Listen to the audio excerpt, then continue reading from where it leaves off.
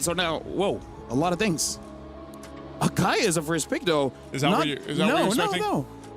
The Tilda is already banned out at the very least, right? I would have imagined Fredrin here, but then Akai is generally the safest bet when the Boxia and the Fredrins Eve, are around. there's the Paquito. Oh yeah, the Paquito there's the as well. Quads. There's quite a lot of very good openers here. Okay, Marcel, but Atlas.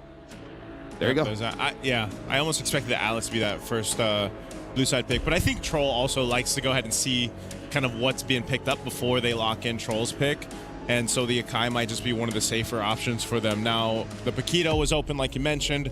They'll grab that once again for Bunkai. Oh my goodness, they figured it out. Yes. What they figure out? They've got Phoveus available. This is a free lane. They've got one free lane at the bare minimum. The question is, what's the second question they're going to propose over to the Huns, right? Just be careful of the Gord then. Because I got to say, I think they take Gord here, right? Yeah, because Phoveus is great, but is not without his counters, especially in mid, man. A lot of mid heroes just have ways to deal with the Phoveus.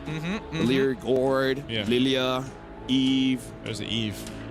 Eve Alice. Oh, they want Alice more. Okay, so instead of saying, you know what, I want you to win the lane, disrupt their combinations, how about you just engage for us? How about we just keep playing to our identity? We're strong at team fighting. Let's double down on it. And I think it's also important to note, just because you know with an Atlas being picked up, more often than not, they're going to be making the aggressive play, right? That's always pretty much what we see with the Atlas. You're either flickering forward or you're trying to get the Fatal Links combo off. Well, at least the Atlas, you have another option to kind of catch them off guard too, follow through after the Fatal Links is used. You're fighting around the real manipulation. Like, there's a lot of tools here for the first 3 picks already. A lot of AoE. For Team Falcons. Honestly, a lot of AoE coming in from both teams. So it kind of feels like they want to, quote-unquote, run it back in terms of the fights, because, like, I don't know, they want to do that. So now Valentina picked up. Good Valentina pick. Eve as well as Akai there should have a lot of value. What does this leave us with? I feel like for Falcons, they got to ban out the Claude. Yep. Because not only does it counter them, but they don't have anyone to catch, really. Do you also want to get rid of the carry as well, or would you prefer getting rid of the Moskov? Because I think there's 2 different problems that we have here. Alice can technically sit in front of you for a little bit, but you're eventually going to blow up, but then it's harder to catch the Moskov overall. Yeah, well, I almost feel like, yeah, the carry, because for Alice, the worst thing you can experience going up against Moskov pushes away, but against the carry, you just die. Right? Yeah. So it's kind of good for Falcons that the carry is out of the picture, so they don't have to think about that. Yeah, take that out of the picture. Baksho is going to be the man here for Team Falcons. Jungle pick is... I'm wondering where Still Meta is going to go. Is this like... Is it Fredrin? Fredrin should get banned, I would say Fred Gwyn. I don't know, because he had an amazing performance on the Guinevere. Yeah, both are good, back to back. So he has those couple options. So I'm wondering if that last ban will be one of those. Maybe it's the Guinevere. Yeah, maybe the Guinevere. Wait. I feel like Fredrin, just because the combo with the Paquito, the Atlas, the Valen, quite a lot of CC there. Wait, did they miss their ban? What do you mean? Oh wait, no. Sorry, it was red side first. My bad. Yeah. Sorry, I'm being the one colorblind. All right, Cho gets banned out here. Come on. Oh, the Harith instead. I was expecting the Guinevere or the Fred. I was thinking Guinevere for sure, because Fredrin's at least a lot more manageable when you already have the Akai. Yeah. And since they banned out the Harith, it's a free take on the Claude for the Huns. Okay, Moskov as expected. What is this last pick going to be? I still feel like they're kind of lacking damage. They could go for glue in this particular case, but... Maybe even Khalid if they just want more damage. Yeah, that's what I'm thinking. I think Khalid. I'd rather see them on the Khalid than the glue here. Yeah, and then just overload them with ults already. Yeah. Because, then it kind of makes it a little bit more difficult for the Valentina, too. Like, oh, which ultimate do I take? Yeah, there you go. All right. Khalid picked up. So, Fred or Guinevere? I feel like Fred, but definitely can see a world where... Honestly, both is okay. Yeah. It's just that synergistic-wise, quite good for the Fred. I was going to say, I think Fred, now that we see those last 2 picks come in, is better. I don't know. Still meta. He might have something up his sleeve on wanting to pick up a Guinevere. Maybe he goes something entirely different, but I just think hopefully not. This is match point. Yeah. They could just end this now and go to MSC. So that pick is super important for them. They cannot botch this. They cannot botch this. Yeah. I don't know. I don't think there's like a real quote-unquote great pick here, especially when we're talking about the jungle. Nothing really solves every single issue. You're only going to be able to solve a couple at a time. Yeah. Oh, well, Gwen. Guinevere. All right, comfort. It's comfort. They go for the Gwyn here, and I feel like for Falcons Mena, throughout their run here in the wildcards, this is kind of the signature that they all gotten throughout this last 4 days. The same for Huns here. So far, Huns is 1 game up, 1 game away, securing their slot in MSC. So, gentlemen, take this one. We saw game 1 go pretty long. Yeah. And it went to a mechanic battle. We'll see whether this one will be the same. We're going to find out here. Welcome to the caster desk. It's me, Nisu, and Gideon to bring you potentially the last game for the wildcards, unless Team Falcons Mena has brought a draft that will extend the series, make it 3 for 3 for 3. 9 games, hopefully, today for the wild card. Hopefully 9 games. Let's check this off the bucket list as we start heading on into the land of Dawn. The real question here, that slight adjustment coming in from Falcons Mena might give them enough of an edge. I'm thinking about the early game. I'm thinking about the way that they actually want to move across the map. And honestly, Troll on this Khalid is a great pick for a lot of the early game scenarios. Yeah, Troll doing what we expect with the Khalid. And he lost all his life. Yep. This is one of the strengths, right, of a Khalid roam pick, and I would say this is definitely comfort for Troll, obviously. You go ahead and you try to delay what you can. He's going to get knocked in the air, though, so he's going to want to go ahead and be a little careful. Obviously, he's can heal back up once he has that quicksand guard and everything else. For the meantime, it looks like Troll already used his regenerate, right? Wanted to go back, but Boyette's actually saying, no, let's actually contest for this, right? Kenny's a little low. He just hits level 2, and Cuffin, he's trying to freeze out this wave as long as possible, and Boyette will take the Litho Wander. Ooh. Oh, the flicker coming in from Troll to get Kenny. Forces out the battle spells from either or. Oyu now also forced underneath turret. Oh, yeah. Sano really low, too. Losing that lane up to Yuki for now, but I was expecting, I was like, Kenny, you're really low on HP. Do you want to take the risk of being that close up? Well, he burned the flicker. Troll also used his, so at least no one goes down in that exchange. They go pretty much reset for now. And now, leading into what essentially will be the first big team finder skirmish that we see is that first turtle. You see both teams just kind of duking it out in the mid. Still Meta's around the corner. He's going to go for the spatial migration, or does he wait? Yeah, really good call here. Yeah, really, really good call, especially since Boyette has already made the movement down. He doesn't see the Guinevere, so it's only assumed that he's going to be towards that laning side. Now, we see that Boyette gets the initial knockdown. Oh, still able to buffer the spatial migration to get on out of there. Good stuff. And also, got the Violet Requiem out of still meta. So great mechanics. And he knows that Boyette doesn't have the ultimate or the retribution. There's no heavy spin for this turtle. They might actually just go ahead and decide to go, but there is a lot of Team Falcons around this pit. Again, this dangerous grass, using that extra brush to get a favored position. They're going to go down for the fight. Well, let's see how they're going to punish RWM, though. From Coffin, it finds 2 in the back. Still Meta ends up blowing up with the help of Sanji to keep him in place. Even Bankai getting caught at the edge of it. Wow, that was such a good combo, right? The RWM in that extra brush with setting up the Gleam into the Throne of Ruin. Able to catch down one of the members of the Huns Esport. So really good usage of the toolkits that Team Falcons composition will give them. Now they're putting pressure on the jungle alongside Boya. What a beautiful game this is. Falcons, like, they knew straight away, we got to win this mid-trio here. If we put Kenny behind, they get that freeze, and now he's a full level behind. That first turtle was so free because both the supports and the mid laner didn't even have their ult. So now, let's see how much they convert that. It's a 1K lead, but I'm not seeing too many steals other than the small camps. Yeah, this is one of the things, though, right? This is an advantage of having a lead, like I was mentioning. You can be a lot more aggressive. Your damage throughput, obviously, early on is a lot better than, say, an Atlas.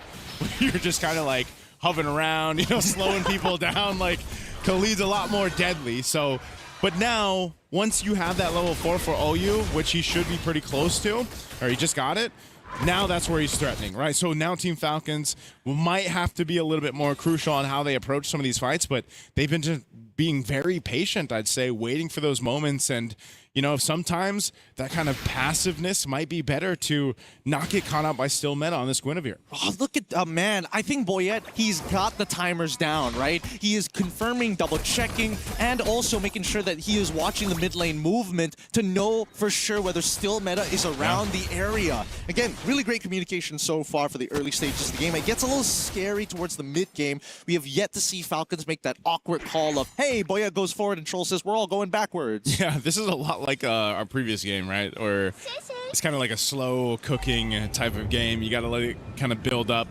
And you might see that more so towards even the last turtle here. The second one's going to come up towards that gold lane side, though. So both gold laners being there. That might be more deadly, having Ewc up there with that blazing duo at this time. We'll see how they manage it. OU's going to go ahead and get flushed out of the brush here. He's pushed back by Troll. Still Meta will go ahead and pull up these turtle. The rest of the XP laners are going to join this too. Here they go. RWM's already in as OU tries to get the Violent Requiem. However, it's not enough. He can't get the Fatal Links on the opposite side. Still Meta trying his best to survive through the damage, as we already see Sanji able to power through too. However, they're too close to each other. A good body block coming in from Troll, and that might just result in a death in Bunkai, but he flickers out. It's going to be a turtle for Boyette, and now an angle onto Ewc. Does he have heavy spin? I don't think he has heavy spin, but they're still thinking about the dive. He's got Purify, but I think, yeah, he's not going to be able to get away. Ewc gets taken down. Troll with the kill. He had nowhere to go. No point in burning the Purify. Good plays across the board, and Falcons with a confident 2.1k lead.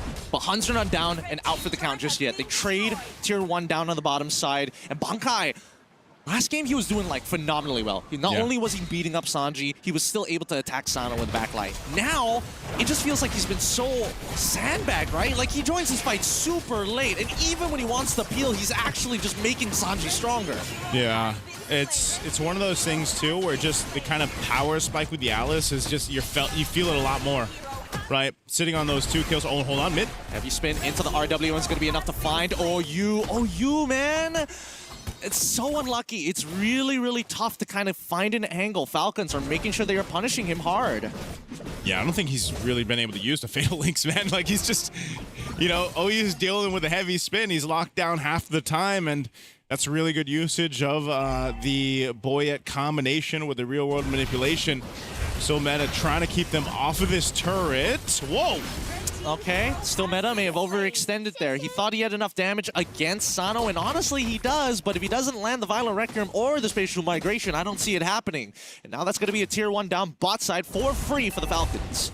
And we're talking about still Meta's performances on the last, series where they, for today, and this one, it's just not happening. Team Falcons, I guess they saw plenty of the footage for that one, and they know exactly how to go ahead and punish them. So still Meta falling further behind right now, sitting on 0-3. They're going to have to see if they can actually try to make a play. This third turtle's coming up. They're down 3,000 gold. You might want to just go ahead and let this one go too and kind of settle in. You've got a Claude for Ewc. You know you need that Trinity build to be brought up so you can actually be a threat. And right now, they just don't have that, Gideon. All right, and let's see. Raging Sandstorm right on top of the correct targets. They didn't give him still Meta any time to move or breathe, but he's able to magic thump into the Spatial Migration. The spear! Oh! Just by an inch. Just by a centimeter. So close. They almost got that one. But Team Falcons, I'd say they're just pretty much happy with the way things are going across the map. They've got pretty much everything under control for now. They went 3-3 on the turtles, up 4,000 gold. They're knocking down the tier 1 turrets. That one in the mid still stands for the Huns Esports, but we have to start to dissect what can the Huns Esports do to get back into the game, or at least to put themselves in a better position for this first Lord. Or is it the case where it's one of those things? Oh, hold on, Raging Sandstorm.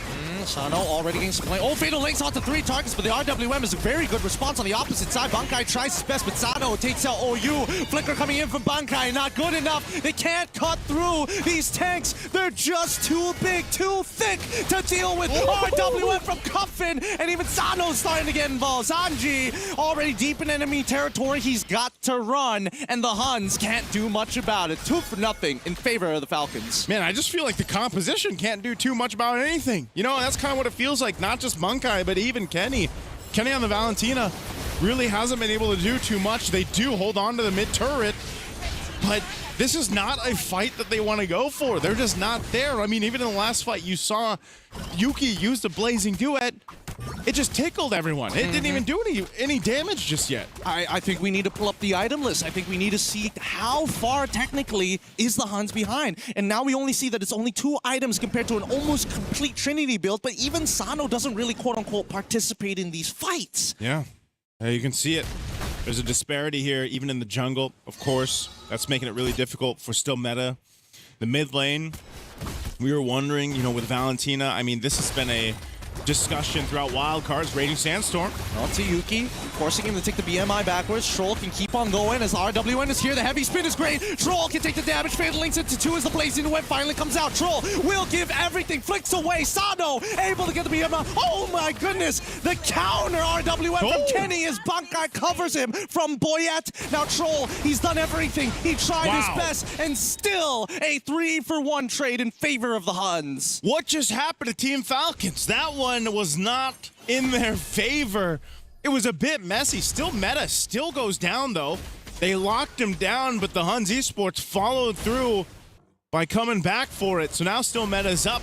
Boyette still got 5 seconds. They want to blitz this Lord and secure it. This is what they need to turn it around further. Do they have a Spear Destruction? Is there any SOD coming up? No, the ult is still not there. No attempts for the steal is going to be made as still meta, despite dying, still secures the Lord for his team. And this is going to pull the Huns back from out of the dirt.